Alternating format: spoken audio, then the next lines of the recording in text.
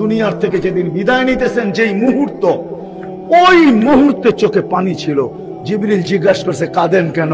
বলছে, এক প্রশ্নের উত্তর এখনো বাকি।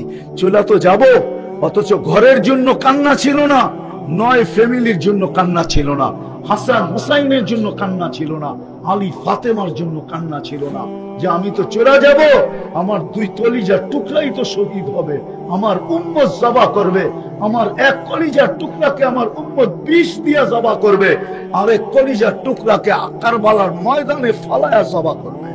এটার জন্য চোখে পানি ছিল না, ফাতেমার জন্য চোখে পানি ছিল না। ক্ষুধার্ত ছিল নয় ফ্যামিলি, নিজেও ক্ষুধার্ত ছিলেন। এতটুক দুর্দশা ঘরের ছিল যে বাতি জ্বালানোর মতো তেল ছিল না। আম্মাজান কসম খায়া বলতেছেন, আয়েশা রাদিয়াল্লাহু তাআলা আনহা, যদি তেল থাকতো তাহলে খিদা নিবারণের জন্য পান করে নিতাম, পান। ওই সময় চোখে পানি, কুরবান যাও জিবরিলের উপরে। জিবরিল জিজ্ঞাসা না করলে কোনোদিন পাইতাম না। জিবরিল জিজ্ঞাসা করছে, এখনো কাঁদেন? বলছে, ফামাল্লি বাদিলি উম্মতি, আমার পরে আমার উম্মতকে কে দেখা রাখবে, কে গুছায় রাখবে, কে পাহারা দিয়ে রাখবে, কে বুকে জড়ায় রাখবে? আল্লাহ দায়িত্ব নিছেন, লা আতরুকু উম্মাতাকা ফারদা, আপনার উম্মতকে আমি একা ছাড়বো না, আমি দেখা রাখবো, আমি রেখা রাখবো। রাগ হয়েন না আমার কথায়।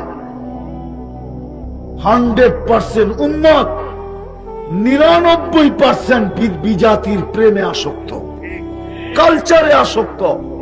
একজনও এখানে বলতে পারবে না জীবনে যতবার চুল কাটছে যে একবার আমি সেলুনে যায় বলছি, আজকের চুলটা কমসে কম আমার নবীর আদর্শ মতো কেটে দাও, যেন কিয়ামতের দিন আমার নবীর সাথে যখন দেখা হবে, সুপারিশের জন্য যখন আমি যাব, তখন যেন একটা হাত পাতার সুযোগ হয়, ওইখানে যে একটা হাতও পাততে পারি, যে কিছু তো করতে পারি না, জীবনে একবার আপনার আদর্শে চুল কাটছি, আমাকে কি দিবেন দেন না। এই শব্দ বলে তো চুল কাটি নাই। সেলুনে যায় বলছি ছোট কইরা কাটা দাও, সেলুনে যায় বলছি বড় কইরা কাটা দাও, এই শব্দটা তো বলি নাই। বাংলাদেশের কোন সেলুনে ছবি তো, চুলের কাটিং তো আছে, কাটিং এর ছবি আছে। আমার বিশ্বাস 80-90 মুসলমানের দেশে কোন সেলুনে নাই যে এই চুল কাটার স্টাইলটা নবীর স্টাইল। আজ পর্যন্ত তো চিৎকার দিতে দিতে পাইলাম না যে কোন বোন, কোন মেয়ে আমার বাসর রাতের শ্বাসটা ফাতেমার সাজে সাজছে। কিয়ামতের দিন তো ফাতেমার হাতে জান্ডা থাকবে মা বোনদের। সেও তো যে ছুটা দাঁড়াইতে পারতো জান্ডার নিচে। যদি ফাতেমা জিজ্ঞাসা করতো, তুই কেন আসলি? বলে, কিছু তো নাই বটে, কিন্তু বিয়ে বাসর রাতের শ্বাসটা আপনার মতো ছিল, এই জন্য জান্ডার নিচে চলে আসছি, দূরে সরাইয়া দিয়েন না। এই কথার বলাটার সুযোগ তো হইতো। আজকে নবীর প্রেমে আমরা আসক্ত না, রব্বে কাবার কসম। যাক, কথা লম্বা হয়ে যাইতেছে। 63 বছর বয়স দিছেন, দুনিয়ার থেকে চলে গেছে, কিন্তু কিয়ামতের সকাল পর্যন্ত মানুষ তো থাকবে।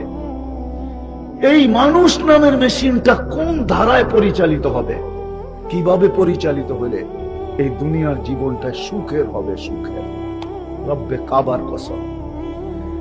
আমি হাদিস দিতে পারি আপনাদেরকে, আল্লাহ অঙ্গীকার করতেছে, অঙ্গীকার, তোমরা যদি জীবন দ্বারা ঠিক রাখো, আমার বন্ধুর দ্বারায় যদি তোমরা তোমাদের জীবন দ্বারাকে ঠিক রাখো, কোনদিন তোমাদেরকে আমি দিনে বৃষ্টি দেখাবো না। আমি হাদিস দিতে পারি আপনাদেরকে, কোনদিন দিনে তোমাদেরকে বৃষ্টি দেখাবো না। কেননা দিনে বৃষ্টিতে তোমাদের কর্মে ব্যাঘাত হবে।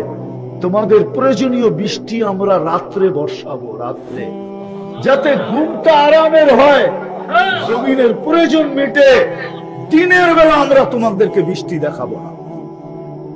দিনের বেলা তোমাদেরকে কোনোদিন আকাশের গর্জন শোনাবো না। আকাশের গর্জন শোনাবো রাত্রে, ঘুমের ঘরে চলে যাবে গর্জন। দিনের বেলা তোমাদেরকে আমরা বিদ্যুৎ চমকাইতে দেখাবো না। আল্লাহর ওয়াদা। এই ছোট জীবনটা পরিচালনা করার জন্য নবী তো দুনিয়ার থেকে চলে গেছেন 63 বছর বয়সের পরে। কোরআনের এক আয়াত দিয়ে আমি আপনাদেরকে বুঝাই, ওলামারা বুঝবে, আশা করি আপনারা বুঝবেন। সূরা ইব্রাহিমের প্রথম আয়াত, আলিফ লাম রা, কিতাবুন আনজালনা ইলাইকা লিতুখরিজান নাসা মিনাজ যুলুমাতি ইলান নূর। আমাদের নবীজিকে সম্বোধন করতেছে। এই আয়াতে তিনটা প্রশ্ন করা যায় আল্লাহকে। আল্লাহ, আপনি তো বলতেছেন কিতাবুন আনজালনা ইলাইকা লিতুখরিজান নাসা মিনাজ যুলুমাতি ইলান নূর, কিয়ামতের সকাল পর্যন্ত মানুষকে অন্ধকার থেকে আলোর দিকে বাহির করার জন্য আমাদের নবীজিকে আপনি প্রেরণ করছেন। বয়স দিয়েছেন 63 বছর। আপনার এই কথার সাথে মিলে তো মিলে দিক কয়েক হাজার বছর দিতেন, তাইলেও তো হতো। জমিনি সফর তো তবুকের আগে করেন নাই, সারাটা দুনিয়া ঘুরাইয়া দিতেন। ঘুরায় তো দিলেন সুলাইমান আলাইহিস সালামকে, গুদুবুহা শাহরুন ওয়া রাওয়াহুহা শাহর।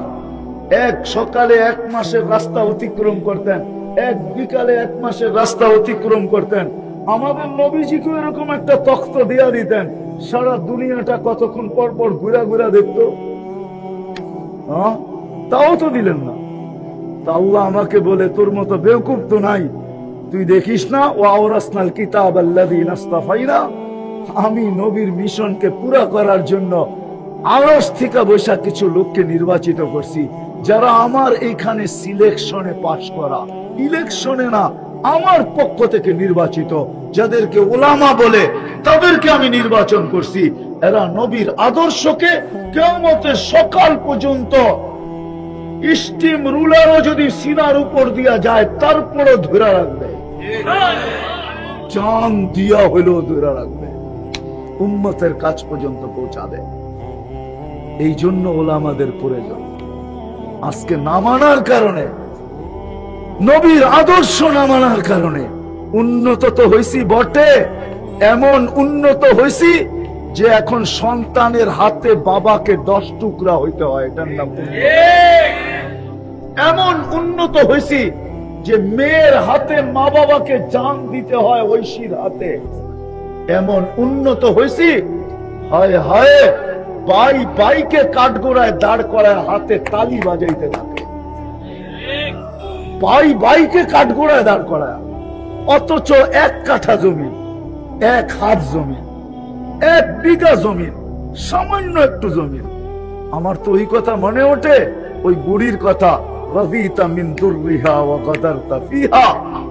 এক জায়গার থেকে 2 জনে দুধ পান করলি, আর তুই বাড়ির জন্য ভাই গাদ্দার হইলি, তো হইলি কি করে? আমি তো আমার সমাজকে বুঝাইতে পারতেছি না যে ভাই বাড়ির জন্য গাদ্দার হয় কি করে। এক জায়গার থেকে তো দুধ পান করলো। আবার আল্লাহ তো বলতেছে লাবানুন খালিসা, পিওর দুধ, এর কোনো বিকল্প কিয়ামত পর্যন্ত হবে না। ভাই গাদ্দার হইলো তো হইলো কি করে? ভাইয়ের বিরুদ্ধে কেস। আবার ভাইয়ের জমিন খাইলো তো খাইলো কি করে? ওইখানে তো প্রশ্ন এটাই ছিল, ভাই যদি খাইতো তো ভাই বলতো আমার ভাই তো খাইছে, ভাই তুমি তো খাইছো, অসুবিধা নেই, খাও। আবার ভাইও বলতো আমি খাবো কেন, তুই ছোট, তুই খা, তোর অধিকার বেশি, তুই ল, আমাকে খালি তোর সাথে রাখলেই হবে, আমাকে বাড়ি করে দিস না, তোর সাথেই রাখ। এতটুকু বললি তো হতো। ওলামায়ে কেরামের প্রয়োজন এই জন্য, ওই আল্লাহর রাসূলের বিধানকে কিয়ামতের সকাল পর্যন্ত টিকায় রাখার জন্য। রব্বে কাবার কসম, আমি তো বলি আজকে তো উন্নতি হয়েছে বটে আমাদের, কিন্তু অবক্ষয় যে কোন দিক দিয়ে হয়েছে এটা কোনোদিন ভাইবা দেখি নাই। নাইলে আজকে পাখির মতো মুসলমানকে শিকার করা হয়, ছোট বড়, বাচ্চা সাচ্চা। আজকে হাজার শত বছর আমরা নিষ্পেষিত। দুনিয়ার সবচেয়ে ঘৃণিত ব্যক্তিটা যদি হয় ওটা মুসলমান, সবচেয়ে বেশি দীক্ষিত, ঘৃণিত, অবহেলিত, লাঞ্ছিত আমরা। অথচ আবাবিল এখনো আকাশে ওড়ে, এখনো আবাবিল আকাশে ওড়ে না, ওড়ে না? দেখছেন আবাবিল? দেখেন তো না, চড়াই পাখির অর্ধেক, শুধু ডানাটা লম্বা। হজে যদি যায় থাকেন তাহলে দেখতে পারেন, বাইতুল্লাহতে রাত্রে একটা ছোট পাখি বাইতুল্লাহর চতুর্দিকে চক্কর দিতে থাকে, ওইটাই আবাবিল।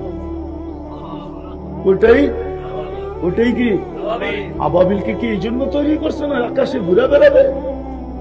আবাবিলকে তো তৈরি করছেন আল্লাহ হাতিওয়ালাদেরকে পাউডার বানানোর জন্য। যে হাতি নিয়ে আসবে ওকে পাউডার বানাবে, এই জন্য আবাবিল তৈরি। মশা তো এই জন্য তৈরি হয় নাই যে আমাদেরকে কাটতে থাকবে।